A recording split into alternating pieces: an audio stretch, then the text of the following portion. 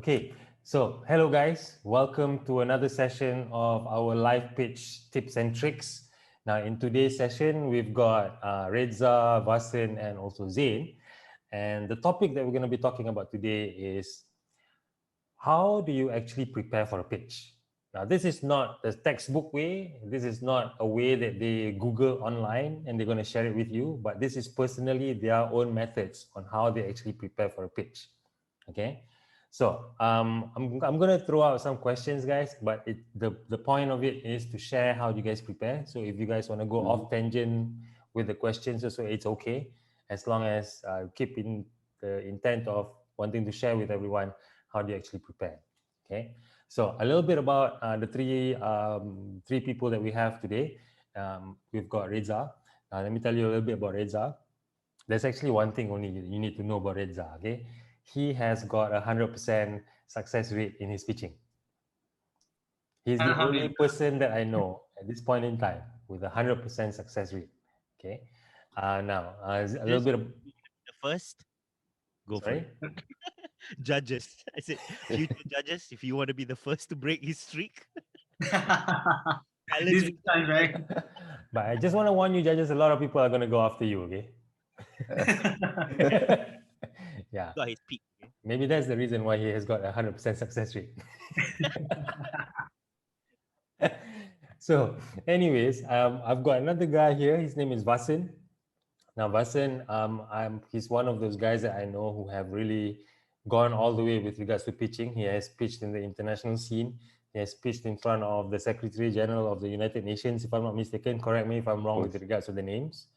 But as far as I know, he's pitched in really high and famous places in front of famous people. Okay.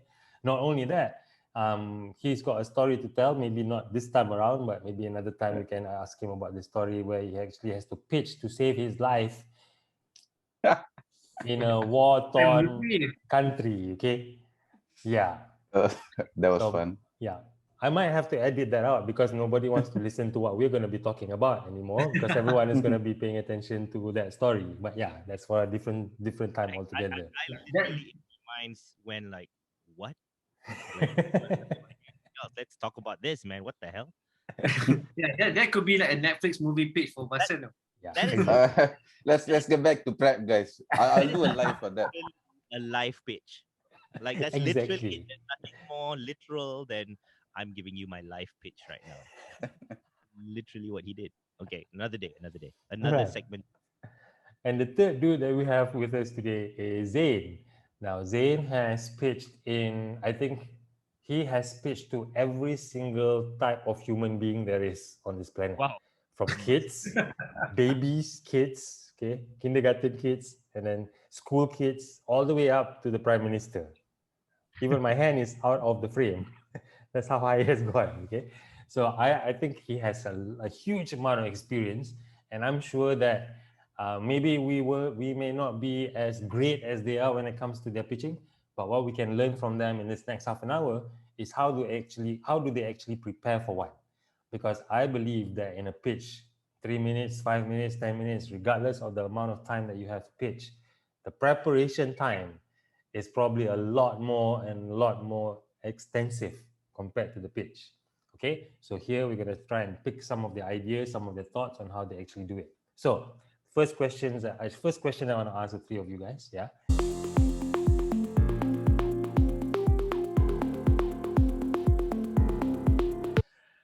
When do you actually start preparing for the pitch?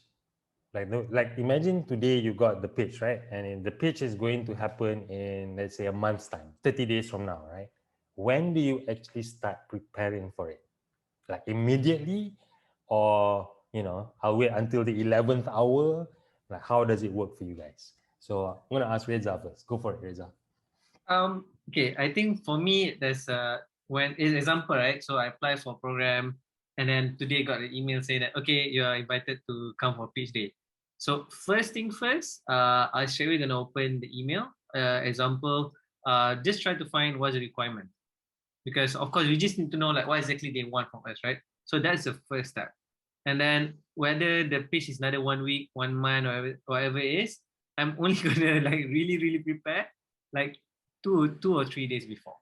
Because I mean that's reality. I mean, of course, you will always tell people prepare in advance. But if you run a business, you also have your daily operations to handle. So I think that's for me. That's why at least I know what to expect. Because before this, I think my first few pitching, I think like I really make it last minute, and then when I check, oh, they need this, they need that, so a lot of things were not in, right? So I usually just open, see what exactly they need in the pitch deck, and then just go through my life and my business. And usually 3 days before, I will probably do a bit of starting lah, like creating the pitch deck, the structure. But with me, I don't like practice, so that's why I think I don't really like to practice as much lah. So 3 days before, I think is just nice for me lah. And also it depends on the scale of the pitching. I mean, like Vasan, like Zain, I mean they pitch a different style, right? Different level of people. So I think if it's a higher risk, I might take extra days lah to prepare. Right. So what I'm hearing from you is that regardless on how much duration that you're given to prepare for it, you probably take 2 to 3 days. But the Yep. moment you click on the email, open the email, or check the brief, the first thing that you're going to find out is what are some of the things that I need to prepare upfront. Like Yep. maybe, for example, maybe an audited report that you have to prepare, Yes. and not wait Correct. 3 days before, because then you're gonna get stuck, and the accountant is gonna really give you a nice one, for giving him such Yep. a late notice. Exactly. Spot on. Yep. Okay, I get that. All right, over to you, Vasin. Uh, that's a good question. Normally for my pitches, get informed like 3 or 4 days before. Like, yo, Vasan, there's a pitch in 3 days. We need to get this done. Like, yo, okay. So I'm very used to that. And personally, I work the best when there's like at the 11th hour, like things just flow. But as you said, it depends on situation. Because when I was pitching for my life, I had to get things right. Like I legit has to get things right. My pitch has to be politically correct. If I say anything wrong, being in that particular country, I might get killed. So I had about 4 to 5 days to prepare. So I think preparation is more on hitting the brief, answering the questions, and making sure the pitch is in the language the participants will understand. So whatever time you need, that's the time you work on, and whatever time's given. But yeah, basically 2 to 3 days. I think it's good time to prepare for me. Yeah, itu je. Okay, all right. Zain. It's a bit tricky for me because there are two types of pitches. One was when I was in agency and we would get a campaign pitch, which usually has a deadline, and we'd get it about approximately 2 weeks before the deadline. Usually, I mean, or maybe sometimes we get it a month earlier. But for me, I guess if you ask me when do I start working on the pitch deck, I guess it's when because I was trained by strat-based people. Like this will always be a constant argument on who starts the deck, the pitch first. But for where I was working, the strat team had to crack the brief. Like, in other words, we'd be reading through the questions over and over again until we figure out a way to translate that to our team in what we want to produce for a pitch. So until then, actually, nothing started yet. Everything's still in the brain. We're still talking about it. It's the work hasn't actually started. And I have to also say that the most interesting thing is that I guess for me when a pitch really starts is when I get that strat line. Like when I have that. Usually, it's a thought, and then I start thinking about the pitch deck. One more thing I want to say is I was trained by somebody who's been doing pitches for a long time in the agency days, and she had a very good thing that she trained me as well, which is get the clerical stuff out of the way.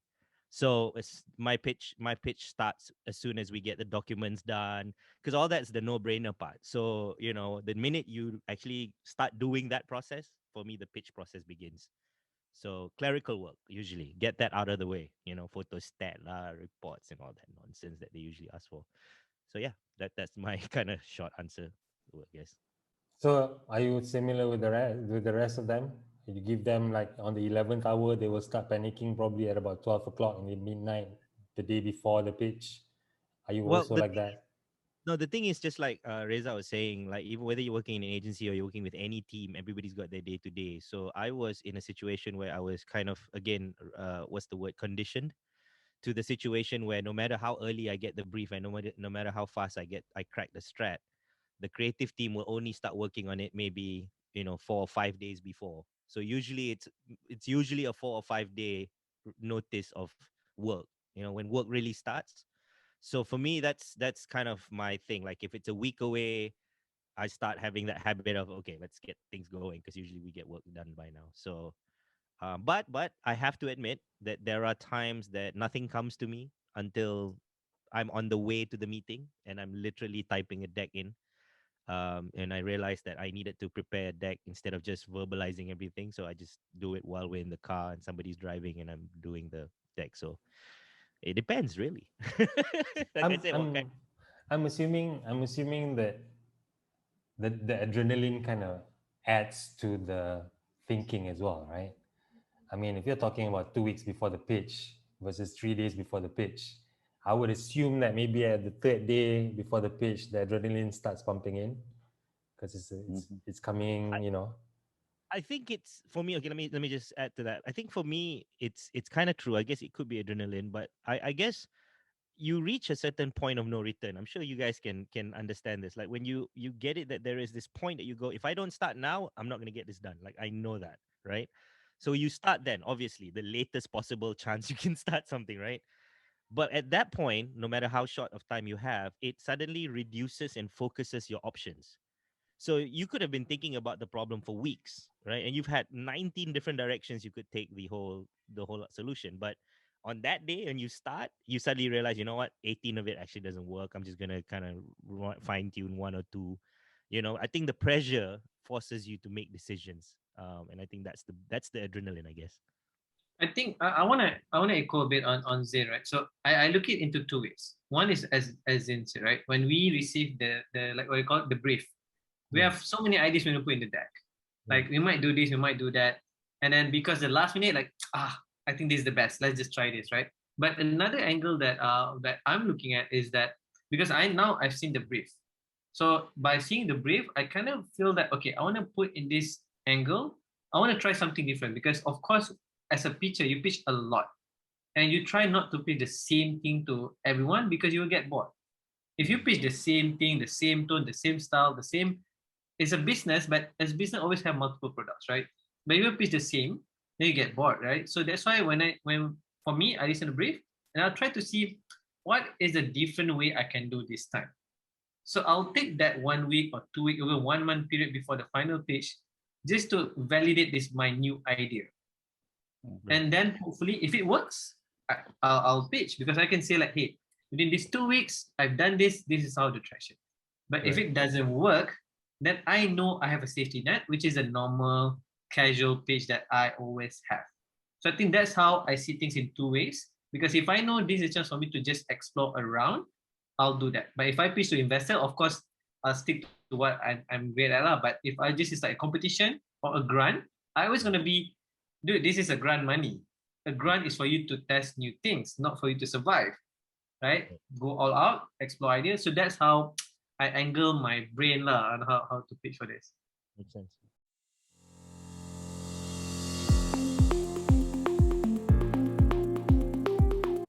Okay, since you're already going there, that was actually the only tangible question I've got. It's like how much time you guys take. This is the intangible stuff that goes through, and the question is, what goes through your mad scientist's brains when you're preparing for your pitch? Like what kind of questions do you guys ask? What kind of information do you need? Like what are certain practices that you need to do? Like maybe, meditate in a mountain somewhere, I don't know, whatever it is. But I'm sure you guys have your own unique methods and ways on how you guys actually prepare for the pitch. Now, spill the beans, guys. Now, open, whoever wants to jump in, go for it. Let's have a fluid conversation about how do, experts and masters do this thinking thing before the pitch. I get super stressed out if I do not know my audience or like what I'm doing, who am I talking to. So if I get a pitch, what I first do is I go and figure who are the judges or who are my audience, right? And then I go Google them, look at their background, the decisions they've made in the past, what are the projects they've been working on. Once I know the audience, then I'll design my pitch based on that, so that when I'm talking to them, it's more like I've in my mind I've built the rapport. So when I'm talking to them, it's very fluid. I'm not trying to sell anything. Yes, we're pitching, we're trying to sell, but again, we don't want to appear like we're pushing or we're desperate. So I have to get myself in that situation. So doing the homework on who am I talking to is super, super important to me. I do that. Then I start working on the pitch and the product and whatnot. So So that's preparation is first paparazzi stalker mode on the exactly, judges. exactly, bro. Right, right. Wow. Intelligence is important. That's a nicer way to put it. Intelligence. Yeah. Um. Okay. I think it's weird for me. For me, like I'm very old school. I guess now that I'm thinking about it, I'm thinking, am I really that old school? I start with a pen and paper. That's what I do. I have a book and I take out my pen. Usually I do some 15-minute meditation or something before just to kind of get my mind going. And then I just start writing, and after I start writing and the writing gets me stuck, I start doing mind mapping and then I'm just doodling at some point until, like I said, I'm kind of just playing with my brain and kind of just searching what I've got in my head, and then I get questions that come up and then I start googling those questions, like, has somebody done this before, or something like that. And then, yeah, for me, that's when I guess that's like my roller coaster starts, like the machine comes down as soon as I put my pen and paper. So if I'm procrastinating, it's procrastinating to start writing will be my thing. Once I start, then it's a flow, right? Like then we go into the technical stuff, like who is it for and what problem am I solving and all that stuff, which we can learn later. But yeah, generally it's the process of just writing my thoughts down. I think that's a big life changer for me, at least, to say. So the moment you put your pen and paper, you start writing, is you going down the rabbit hole and all kinds of questions and curiosity comes up that you will just answer as you go. And then I'll write stuff like, maybe I can put a clown here. Hmm. Like there'll be random notes like, oh, I could think about that. Maybe it's a Tony Hawk thing. Like it'll be just random points that only I would understand, but I need to write those words down to so that because I forget. I'm really bad at remembering my own ideas. Like because I've had a lot and I can't have save all them in my head. So I need these keywords to kind of write down that makes me go back to, okay, it's like prudential or something. Like I need it's like Obamacare. I have to have concepts there to kind of give me some memory of what am I going at for. Hmm. And then I take a look and then I take a step back and like I think Reza mentioned earlier, you have all these ideas and then you start figuring out, okay, what makes sense? What's going to work for this one? Which one's the right tone? Which one's the right, and all that. So you start, configuring it to the process. Yeah. So rabbit Un- hole. Until the point that everybody and everything starts turning into binary codes and you've finally answered what is the matrix. I'm sure in the mind map there's a question there. What is a matrix?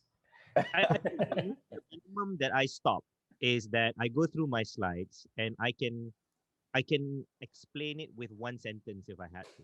Hmm. Like I think that's what I do. I go through the slides and make sure what am I using, what is this slide for, what is my point, Hmm. what am I trying to demonstrate, what am I trying to So focus on. it's really getting crystallized thinking about the topic on the topic. Yeah, it's like designing your thinking, not your thinking, but the thinking of the listener. Hmm. Designing it. Like I'm a big mentalist guy, so we use this term where we call framing, right? So that every time you come into a pitch, the first thing you got to do is frame it. Like who are you, why are you here, what you're about, what's your, like what are you all about, right? Hmm. That's your frame. Hmm. Because it's an infinite space, this potential of possibilities of ideas, right? So you want to start the judge going, okay, we're talking about eco science here, all right, just to be clear. And then they'll be like, okay, eco science, let's go. You know what I mean? Like you got to frame it and then you start Hmm. building your world. It's like making a movie, really, with just words and pictures because you're crappy at shooting and talent directing and all that. So you just do pictures. Hmm. That's the way I look at it. Well, we do pitches, other people make movies and all that. Right. We just pitch. It's the same thought process. I mean, that's what I think. Maybe I'm crazy, but that's literally what I think it is. You Yeah. write a story, and you try and tell it in a way that makes the viewer go, "I get what you're saying. Wow, I love it." I think, That's the one, right? yeah, I think pitching is just another form or another medium of trying to capture someone's attention and at the end of it say, wow, that was an amazing experience. I guess that's part Right. of it. Yeah.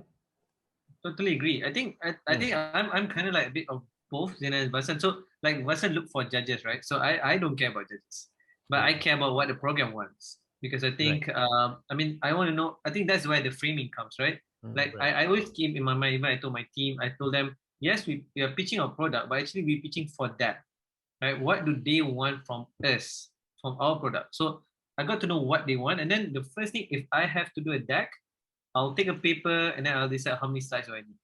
And every one slide is like representing one key area, right?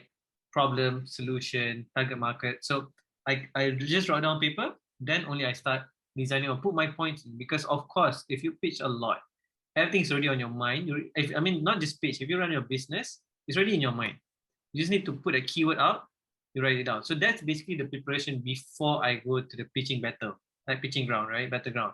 But at the battleground itself, so I have this kind of, I don't like to be pressured by people, but I want myself, I want to be pressured by myself, meaning by time, like how many minutes left, how many days left, T minus how many days before pitch. Because when people tell me, hey, Reza, you have 1 day to go, I don't like that. I'm like, hey, I have my own style, let me do it, right? So at the pitch day itself, and because I don't like practice, I try not to basically like go out, like go to the wall, like one by on your own, try to pitch. No, I like to keep my pitch for the pitch, for the pitching itself, because I think the energy that I have, I just want to spend on that day, on that particular 3 minutes of your life. That's true. Because yeah, because if you pitch earlier, right, then be like, okay, we're so excited, then you be like, you pitch, or you might not be the same energy, and you might be disappointed. Well, I was more energizer just now, right? So I tend to not practice. I mean, everything's my mind, but the way like to speak, the body language, I to try to only save it for the pitching itself. So if I'm at the pitching battleground, I'll try to find people who are relaxed, who just want to talk. So I'll try to go around, look for people. Hey, if you want to talk, we just talk. But if I see people who are pitching, no, I'm not gonna go near them. I'm just gonna go around, have fun and chat. I think that's basically my style, because I don't like for people to pressure me, because I think the only thing that can pressure yourself is yourself. So it's like you want to make sure that when the pitch actually comes out, it's fresh and it's at its peak. Yes, it's fresh and it's peak, and also because, like Zain mentioned, we have so many things on my mind, and I know I can't say the same thing twice. I can only say the same thing once. So if during that particular, like what they call it, crucial period, that's where the best words comes out from your mouth. So I want to save it for that time. I think also it's to avoid over rehearsing. I mean, I'm always nervous until today, no matter how long I've done this. People always ask me, "Do you still get nervous?" And I say I do, and I think it's a good thing, because if you're nervous, it means you care. The day you stop feeling nervous, it means you're completely automatic and you're not going to give your best. But at the same time, I see people who are new, they tend to rehearse, obviously, because they're nervous, right? But when they present that over rehearsedness, it takes away my attention from the substance that they're talking about, because I'm just hooked on their tone being so mechanical and so rigid, and I'm like, are you reading, dude? Like, what's going on here? Like, you get distracted by it, right? So I think it's a human process. I know it's weird, but pitching is a business thing, but it's a human to human process, and I think it's more important to do that. Like we always tell, like, if we do, I mean, all 4 of us, right? We do training, we tell our participant or mentee, like, hey, at night, the night before, don't pitch, right? But we see they keep on pitching because they feel like they're too nervous, they're afraid they forgot their words. But actually, for us, we keep on telling them, guys, maybe for tonight, let's just spend time with your family, just have a nice dinner, talk to your friends, right? Because I think it's true, we don't want them to over rehearse, and then, like, it's like you want to play like striker, but you go from defender, you bring the ball up, dribble in front of the goal, tak ada tenaga nak sepak, like something like that, right?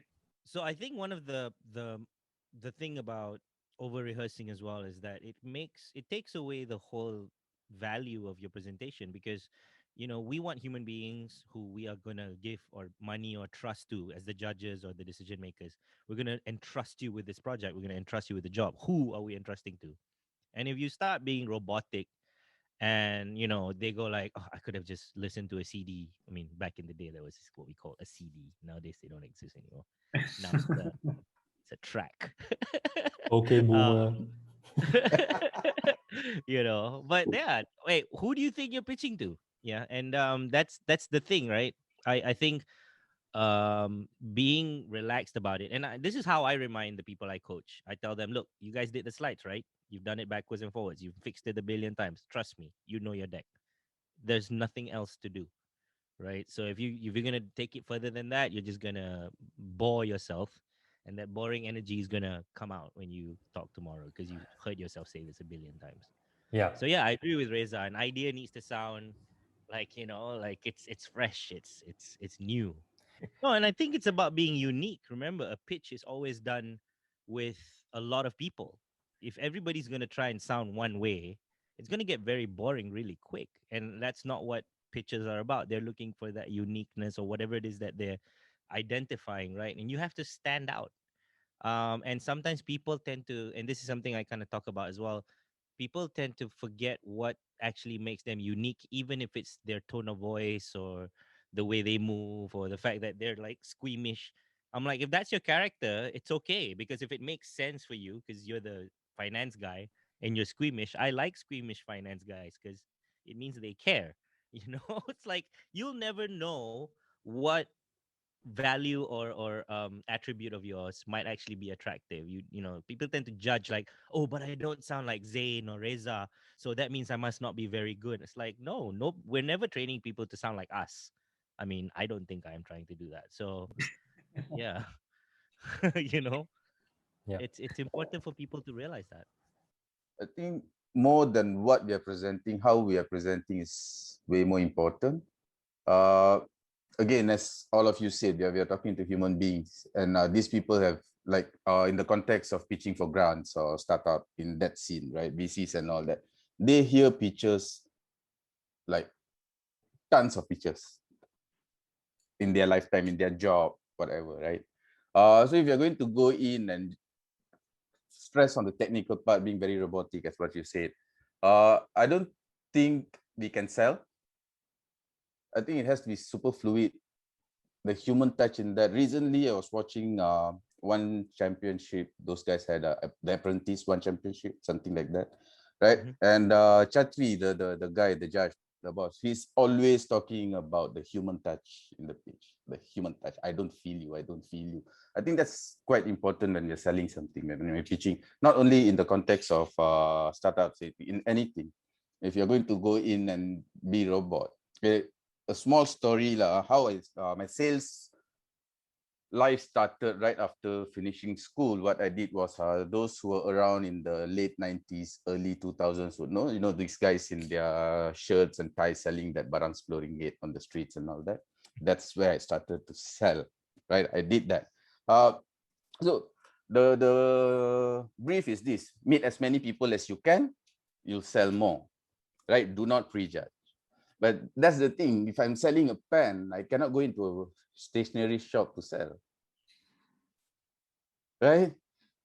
So if I am going to go into a stationery shop, like, how am I going to do it? Am I going to be robotic? This a pen, this writes, or am I going to be as humanly as possible? I actually sold a bunch of pen to Naza's boss when he still had his used car in Kampung Baru, right? Wow. He was just listening and listening and listening. And he said this, look at me, I have all the pens, but I will buy because of how you sold it. That's like, after a few months after that, I did quit, because I saw I could do more on how rather than what I'm doing. So yeah, like it's important on being fluid and being as natural as possible. So Actually, okay, sorry. yeah, Can I so share? carry on. Go for it. Because I kind of like the point, right? I think some people they over practice because they're afraid to be nervous or like suddenly don't know what to say and all the stuff, right? I think they got it wrong. In my opinion, I feel like they shouldn't be confident with their script. They should be confident with their business or with their idea. Right. Because that's why people say in terms Exactly. of your pitch, you shouldn't have a full script, but you should have a pointers, right? Because if you have a full script, you'll be remember like exactly word by word, then you Right. forget about it. Now your point, then you can speak. That's why I think people when we talk, people they say, "Oh no, I need to practice more because I need to make sure that I'm confident with my speech." But Right. actually, if it's a business, it's all about you confident about your business. If it's your own like maybe graduation speech or things like that, then you have to be confident of yourself. What's your past, what's your experience, right? So I think as a business, as long as you know what you're doing, of course you're confident, right? And then when Q&A, you just relax because it's yourself. At the end of the day, everyone just look at you. And I think if we are the judge, even though we are a mentor, we are a coach, the first thing we look at is how they present, how they talk. Then slowly we try to understand what they do, right? So I think that's what people tend to like misunderstood. It's not about being confident with your speech. It's actually being confident with yourself or your business. I think that's how I see it, to be honest. That's why it's supposed to be less practice of the speech, but it's more like just remember key pointers, what I want to share, what I want to tell the judges tomorrow, that kind of thing. Right. Right. Okay. And All right. I want to add as well. I think sometimes people, yeah, again, they get too caught up with, oh, I want to sound like this person, or I want to try and sound a certain way. And I think the whole notion of you pitching something like your business, especially, I have this expectation. I mean, maybe I have this high standards, but I expect the person to pitch to me to have the energy that he believes in it. Like that's what I'm looking for. Because if he doesn't believe in it, then why am I listening to him? That's my most biggest concern, right? So if he's sounding like he's not even sure of what his business does as he's talking about it, I'd get really nervous.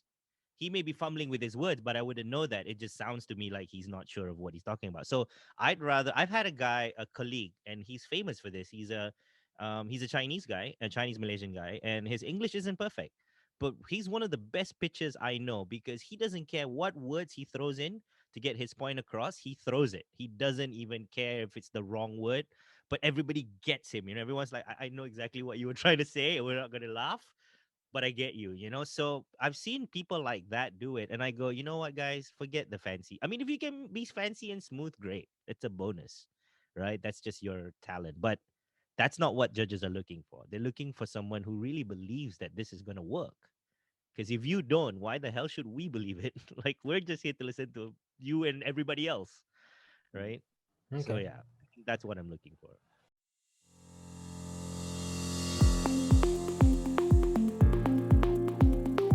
So I like to ask you guys the next question, but it's in this frame or in this context.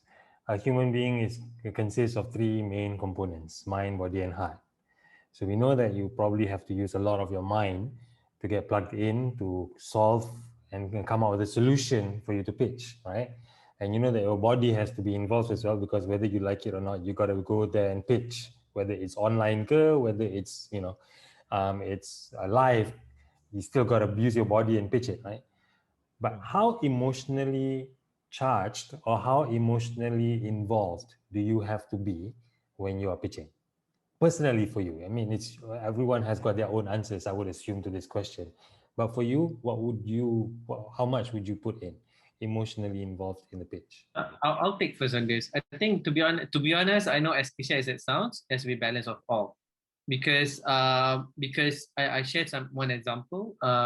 2016, I have to pitch on my business 3 pitches in 5 days, and that 3 pitches equivalent to a total of 800K, roughly almost 800K. And the first one, I was so hyped, right? Hype up, right? Because this is the first one, right? I mean, of course, you have mind, body, heart. It's fresh. This is the first one on the page and all out. And then the second day, I was still my body and mind still up there. Because okay, never mind. Because the first day was we have to pitch 3 times in one day. It's a full day pitching. It's 3 times in one day. And then the second one is on Monday. It's in that time now. It's a 10 minutes pitch. So every tree is a different kind of style, different kind of pitching, different kind of judges, right? But until I reached the third one, right? because apparently the third one is the lowest amount of grant I'm gonna get out of the three, and I already physically tired because 5 days is my fifth day, mentally tired, and my heart was just not there. Because I mean, my heart is still there because it's still my business, right? I'm passionate to do it, but because of those two, the two element, get so tired, and I came to that office was at 9 o'clock because they don't give a schedule, right? I came at 9, then they told me, "Oh, Reza, your slot is at 3 p.m." I'm like, I'm already like tired. I just want to get it done. So what I had to do was, I was totally blank. I was totally not thinking about what I want to pitch. I play Sudoku on the newspaper that is available in the office. I go lunch, everything, and I literally prepare like 2 minutes before I go into the room. And luckily, because it's the lowest amount, and of course the risk is lower, and I was quite confident, and I passed. But I think if the last one was the most higher risk or highest amount, I don't think I'll get it because I already out of energy, mentally tired with all this pitching. Tried to different style of pitch to make sure that I mentioned we don't want to get bored to just do same pitching, even though heart is there, but I feel the other two elements not there, so it was tough. So I think I personally feel all three is equally needed. But if I can choose the one that is less, I would say body. Body. If I'm so tired, body or physically tired, as long as my mental and heart is there, I will still go all out. Yeah. Okay. Vasin, Zain? That what you said, Reza, like jolted me a bit because I wanted to say mine, because my head has to be in the right place, especially with what's going on for the past 2 years, being stuck in the mountain for 7 months. And when I posted the video, uh, mentally I was exhausted and done. Physically, like I was traveling half the world. I was done, and because I couldn't leave the village, and I literally had no food for the past 6 months. So like, what emotion we are talking about, right? It was a turmoil. Uh, at that particular point, I had to get my head straight. I had to know exactly what I want, where I'm going, what's the plan, what's next, right? And once I had that right, everything else was able to align. So in that context, if I need to pick, I would say mind first, and then followed by emotions, and then Reza will agree to this, body comes next. Because once your mind says, it's like play football, you finish your 90 minutes and then you haven't scored, you have the next 30 minutes. Physically, we are done, but our mind knows we need to win this, or no, we are not going to the next stage. We push it through. So yeah, that's mine. Um, yeah, this is a tough question because um, when I think about when you asked the question, I thought I'm actually quite unemotional about all my presentations and my pitches. Unemotional in the sense that I don't. I think for me, what I find important about my emotions is that I need it to be in a good place. Like I don't get emotional about the job or the pitch. Like I think I've done so many and I've won and lost. Good, bad beats. Once you thought you would win, you lose. The ones you thought you'd lose, you win. So I've done that so many times that I've realized there's nothing much but giving your best is something that you can do. So I try not to emotionally attach myself to the results. Right? I learn from them, and usually I think that works for me as long as I'm in a good mood and I'm not like, why am I wasting my time pitching this? I really don't even want to do this. Then I'll be concerned. Like if that's how I feel, then I'll start questioning whether if I want to participate or not. But most of the time it's like, okay, let's do this, whatever. Let's go. And when it comes to, but I do have to admit that no matter how early or late I start my pitch, I always sleep about 4 or 5 a.m. before the day of pitch. That's just me. Like, cause that's when suddenly the last minute before I sleep, I'm like 5 last minute thoughts that I go, I gotta put this down, and then I start working on it again. So I also think I've gotten used to it because I have also been given this culture back when I was in Gray, where when you finish a pitch, you get a day off the next day. Like you're allowed to have that day off. So we literally just go on fumes until the pitch presentation itself, and then once we're done we just collapse for a whole day, right? Like we know we've given it everything. And I'm a sprinter that way, where I like that rush of just sort of giving it everything and then going to sleep, and then a few days later finding out whether you get it or not and stuff like that. But yeah, body usually is my most neglected. side, you know, because there's coffee and nicotine and other additives that you can help with that helps you with body. But mine, I think I agree with Vasan. For me, my mind has to be clear. My emotions has to be like neutral. It has to be calm. It has to. That, I can't be worrying about something. I hate that. Then I start resenting the work. I start resenting the deck.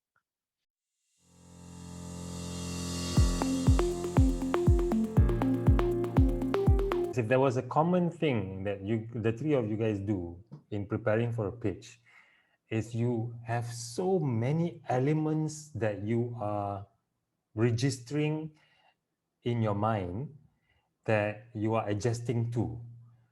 It's like for me, the example I'll give is they actually did an experiment to find out how many objects can, or how many things, or how does the eye of a Formula One driver, how does it move?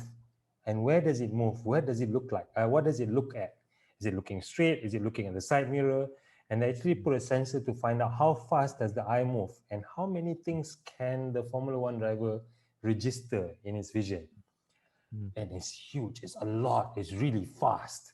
It's like their sensors are all over the place, censoring every single thing that's happening, like tentacles. And I think that that's what you guys do too, prior to the pitch. It's really trying to understand and get a sense of everything. Like, what's the vibe? What's the client looking for? Is this a noble cause that I'm pitching to, or is this purely strictly business? At the end of the day, the judges want to see how much money that they can make out of this, or how much profit they can make out of this, or is this coming from coming from an association that does good? So everything of that is processed and registered for you guys to be able to come out with that pitch. Am I on the right track saying that? Yep, it sounds like heavy, but actually Mm. it's not that heavy lah. But Yeah. it's true. It's true. Like we don't get everything. It does sounds like, oh, it's a lot of things to do, a lot of heavy preparation. But actually it's just your daily life. It's just like you just go with the flow, casually check everything, things like that. But also it's more because the more you do pitching for program, not like practice, the more you're pitching for program, the more you kind of get that come naturally. Yeah. So yeah, if the first time you hear like, oh, I have to prepare a lot of things, but if you just go with the flow, things just come slowly, slowly, slowly, and then you just come it naturally to you. Right. I think it's also because pitching is just like swimming. I think you can only get better because you tend to get used to something. It's like when the first time you drive a car and you have to focus on switching gears and press the clutch. And then 10 years later, you're doing that while you're on the phone and changing the radio station and all that stuff. So I think it's just a matter of, practice, practice, practice. Because for me, sometimes when I get too bored with the preparation, I create like challenges for myself. Like, I'm going to add 3 red dots in 6 slides because, I just want to challenge myself to do that. Or, what should I wear today? Because, the deck's done. I still got 3 hours. Should I have a haircut? So your brain tends to get used to more and more things, just like the F1 driver. I don't think you get it immediately. I think you've got to drive hours and hours in the car when you finally go, one look, I know whether it's going to crash. One look, I know whether the brakes are hot because I've done this so many times. So I think that's how it works. I think, yeah, I guess it is true in that sense.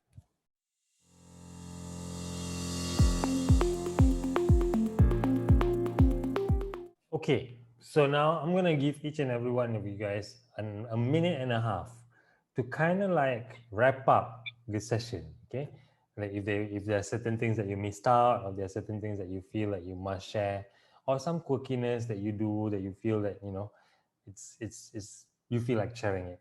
Well, anything at all. A minute and a half. Who'd like to go? I think about this first. A minute and a half. Okay, I'll go first. If the question for the whole talk was about how do we prepare for a pitch, I think most importantly, I think the way Reza said it, and I think I said it in a different way, but it's really about, do I really understand what they want? I think I need to be satisfied with that question to myself. And I've done this before where I look back in my younger days, and then back then I also thought I knew everything I needed to know about the question, and then I didn't. So I kind of do this process where I go through my life in the sense of, am I missing something, until I'm completely going, okay, I know exactly what they need. Now it's time to ideate. So I think for most people, they don't spend enough time there. I posted it on my Instagram recently. I used to say, like, the best thing you can do is write a brief to yourself. Like, what is it that you're trying to produce? So for me, if people say, what do you need to prepare when you're about to pitch or you're about to present something, my question will be, do you know what these guys want to hear from you? That would give them the confidence to give you what is it that you want. Can you answer that honestly? And mind, body, heart is where that kicks in for me. Logically, feeling wise, do I sense this? Is it going through my veins? That is something that I need to get to, and until I get there, I won't start ideating. So that's my, yeah, 1.5. All right. Okay. Who's next? I think Vasan, prep. first, yeah. Vasan first, yeah. Right. I think prep is okay. 2 days back, I was talking to a friend who wanted to start a training business because I know some trainers, so they wanted to get some insights. I was just talking to them, and my first question was, how do you want to represent yourself? Like, training businesses are heaps out there, right? Businesses are heaps. So when you come out as a training business, what do you actually want to be known as? What kind of a trainer are you, right? So in that context, before preparing for a pitch, what are you? What are you selling? Am I going to sell my neighbor's product, or am I selling my products? We need to radiate what we believe in and what we are selling. That's very, very important. When I speak, I need to show, like in a subconscious level, that this is the thing. I am the thing, and that's exactly what I'm putting in front of you guys. When we can relate in that level, I'm very sure your pitch is successful. You win the money or not, your pitch is still successful. Winning is one thing, and being successful in a pitch is totally different things. Yeah. So yeah, radiating what you believe in is super, super important. All right. Thanks, Vasan. So I think I mean, basically, this is the what they call it, weakness of going last, right? Because I think I exactly want to say what Zain said. But anyway, I mean, yeah, we should know what they want. But I feel, for me, I personally feel that the way I prepare is always see when I have to pitch. I don't see it as a stressful way. I see it as a fun thing. I see it as a challenge myself to really explore what people think of me and my business. I mean, that's only it. Whenever I told people who want to pitch, whether representing my business or anyone else, I just go tell them, like, hey, think about this, right? Take pitching this program or whatever you pitch as something fun for you, to go bizarre, to go like all out, go beyond your imagination and how you want to be. Like, don't try to copy anyone else, but just be you. Like, of course, I always amazed how Shana's pitch, how Zain, how Vasan, everyone have a different voice, right? But I also know how to do Obama. I try to do his voice. I never can do it, right? But I think the goal is just be yourself and just have fun. I think when you want to pitch, go pitch and make sure that this is you, and just make sure that you know what you do, and that's it. Because if you share what you're doing, there's nothing wrong. Because at the end of the day, it's your business. People can advise, but they can never judge what you do, whether it's right or wrong. Right. All right. Thank you so much, coaches and Sifu pitches, for sharing your thoughts and also your experience on how you prepare for a pitch. If you guys feel like after watching this video, you feel like you have learned something about pitching, or you would like to learn a little bit more about pitching, you have some questions that you would like to ask, please write it in the comments, and also like and subscribe. Okay, thanks so much, guys. And until the next time we do another tips and tricks on pitching at Live Pitch. Thank you so much, coaches. And thanks you guys for watching. Right. Bye. Bye-bye.